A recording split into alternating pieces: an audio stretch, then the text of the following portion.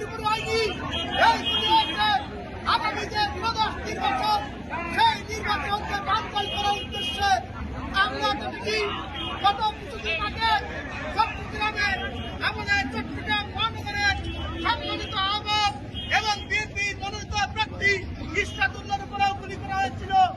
আমরা লক্ষ্য করছি বিভিন্ন জায়গায় সন্ত্রাসীরা বাটুরা দিয়ে হচ্ছে আগামী ত্রয়োদশ নির্বাচনকে বানচাল করার লক্ষ্যে ষড়যন্ত্র করে নির্বাচন বন্ধ করা যাবে না। ষড়যন্ত্র করে নির্বাচন বন্ধ করা যাবে না। বিএনপি 10 দিন ঘোষণা দিয়েছেন।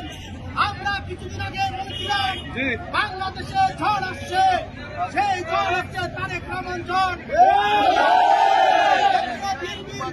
বিপ্লবী মসজিদ বলেছেন আগামী 25শে ডিসেম্বর বাংলাদেশের মাটি মানুষের নেতা, যিনি দীর্ঘ 16 বছর লন্ডন থেকে বাংলাদেশের গণতান্ত্রিক আন্দোলনের নেতৃত্ব দিয়েছেন, প্রিয় নেতা তারেক রহমান বাংলাদেশে শুভ আগমন ঘটবে।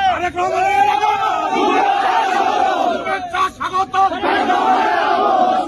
পক্ষ থেকে বিএনপির পক্ষ থেকে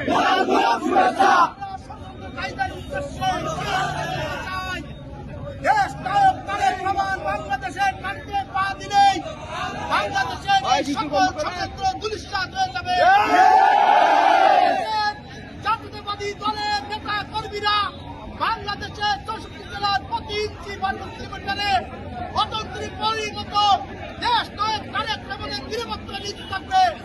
আমরা 25 তারিখে আমাদের নেতা তারেক রহমানের আগমনকে স্বাগত জানিয়ে আজকের এই বিক্ষোভ মিছিলে যারা উপস্থিত হয়েছেন সকলকে ধন্যবাদ জানিয়ে আজকের এই বিক্ষোভ মিছিল সমাবেশ এখানে বাংলাদেশ জাতীয়